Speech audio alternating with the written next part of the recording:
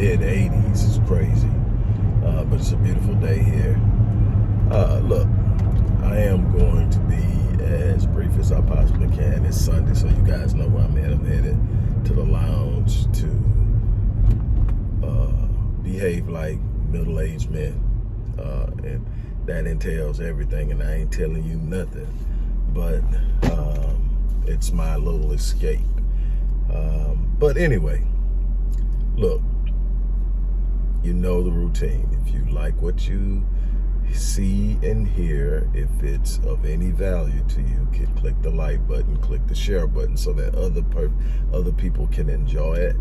And if it's something that you think may be worth hanging around and hearing more, subscribe. Look, by now I'm pretty sure you've heard, if you are a social media person, it's floating around that Wendy Williams, the talk show host, the radio personality,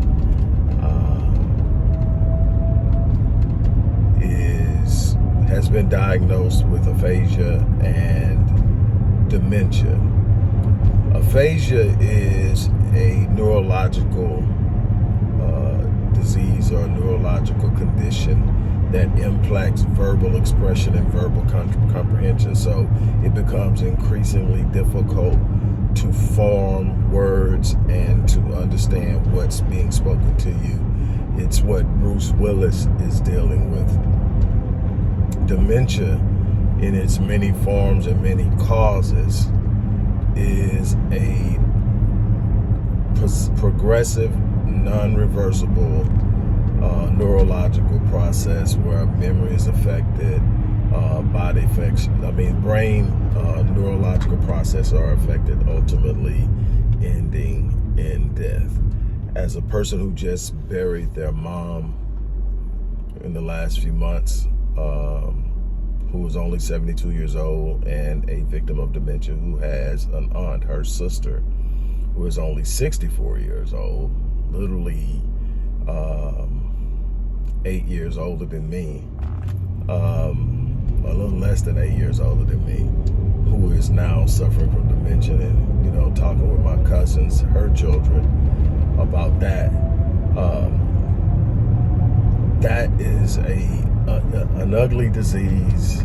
It's heartbreaking, and I can go on and on and on. But the reason I'm here isn't to sit up and gossip about what's going on with Wendy Williams, but to talk about the state of the mind and the hearts of my people. And granted, let me say something. We have been mishandled for over 400 years. Since 1619, we have been mishandled.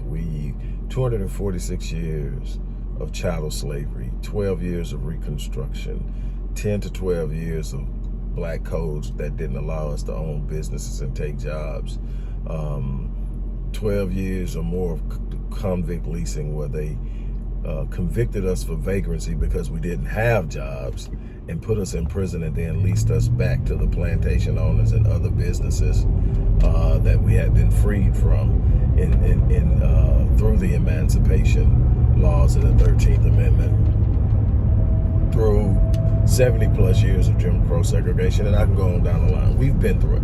So I get it, you know, after being pushed through, roughed up and everything, that's a part of us that's become cold. That's a part of us that has become resentful. That's a part of us that looks for ways to go out and attack. And the scary part about that is we do need to be able to respond with hostility and even violence when necessary to defend ourselves and to protect our interests. But having a heart of darkness is something different. It's a thing that kills you slowly. It's a thing that takes time off of your life. It's a thing that literally zaps the energy out of you. And I'm saying that because I'm watching how many people are literally relishing the idea that Wendy is suffering from dementia.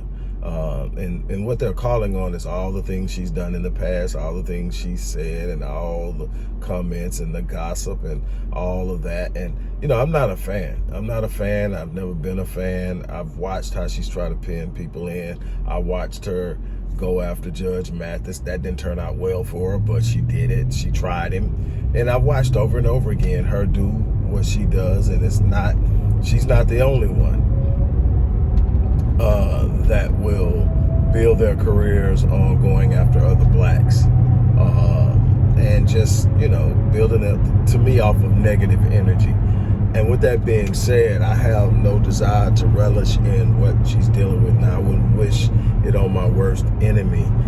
As far as what she deserves, that's not my job to determine what she deserves. I'm busy trying to work on me because I haven't been perfect. I'm busy trying to be a better version of myself because I haven't always been the best that I could be, and I haven't always made the right decisions. And there are people who were hurt because of my decisions. That's just being honest. And that's sitting up and saying, though I'm not that person anymore, I've been there. And so every day I wake up trying to be a better person. And the one thing I know is I can't be my best self wishing bad on someone else. Now, when you do something to me, I'm going to say, hey, it'll come back on you, and then I'm done with it. Why? Because every day that I spend wishing bad on you is toxic to me.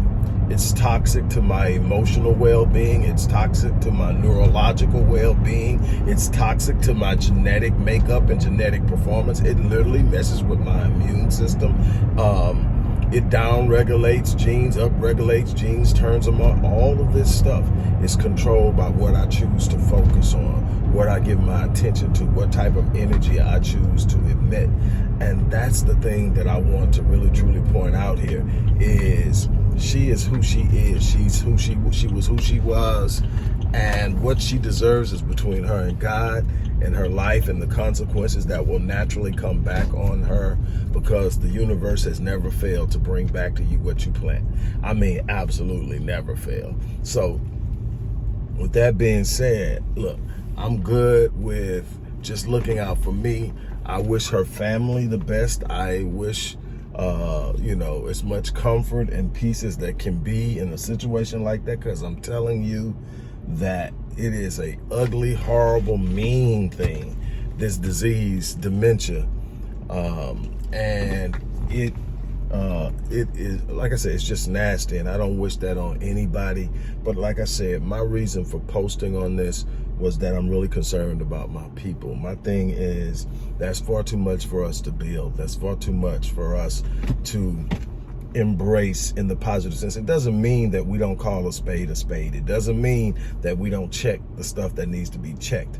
But when a person is at this point, no matter what you say, no matter what you do, the dementia is going to determine that she can't be accountable for it anymore, because she doesn't even remember doing it. Or the things she does remember will be distorted based on how her neurological processing is being warped with this particular disease. So there's nothing you're going to say that's going to make her feel any kind of way about what she's done in the past. So the only people who are really truly hurting from this are her family and the people who are literally generating negative energy in order to take shots at her. I know. That's what you want to do. You've been hurt. You've been angered. People don't handle you. Because that's what it really is. It isn't about Wendy. You don't know Wendy. Wendy's never said anything about you. You know she's got some shady ways of behaving. She's never done anything to you. But somebody like her has. Somebody like her has. And so you're actually fighting them now. Let it go. Because every day that you hold on to it, every day that you sit there and you decide that you're going to hold on to that and you're not letting it go because they hurt you, and if it's the last thing you do, you're going to see that they suffer. What that is like when you hold on to bitterness, when you hold on to anger, when you hold on to rage, and it's been months, it's been years, even in some cases decades, and you're still holding on to it, it is the equivalent of you taking poisoning to slowly die and expecting them to die. That's what it is. You are literally poisoning yourself, expecting them to die. In many cases, they've gone on, changed their lives, and actually become good people. They've started new careers, got new marriages, did all this thing, and you're still sitting there holding on to something. Let it go. I get it. It hurt. I get it, but it ain't worth it. Let it go. To everybody out there that's dealing with a relative with dementia, my heart goes out to you. I send prayers to you. I send love and strength. If you want information on how to cope with family members who have been diagnosed with dementia, what to expect, how to manage it, how to get the right care, how to get the right quality of care, to get as much quality out of life that's left as possible, email the organization support at the Odyssey Project 21.top and do that, and we will be happy to get you out information, consult with you and whatever, because this is a real mean disease. With that being said, look, I'm about to get off of here. If you believe in the work we do, from our research center, from our program development center, to work like we're doing right now, with mental health, with certain illnesses, with suicide and depression, with African American and adolescent and young adult male violence, intimate partner violence, childhood sexual abuse, all these things that we deal with consistently and will continue to deal with. If you believe in that, look in the description box, look at the link, and find out how you can give and give. These things require resources, and we're calling on you to help. But again, let's focus on the positive. Let's focus on uplifting. Let's focus on living the best versions of ourselves so that we don't fall into the category of those that we want to malign because of their poor behavior. Karma is real. You don't have to coax it. You don't have to affirm it. You don't have to confirm it. Karma is real. Let karma do what karma does, whatever you want to call it, sowing, reaping, karma, universal law of reciprocity, whatever you want to call it, it's the same. You put something out, it comes back. What you don't want to be doing is putting out negative energy, trying to point to somebody else's fallacies that creates a negative force that comes back to you. On that note, look, I'm out of here. You guys have an unbelievable remainder of your day. Peace.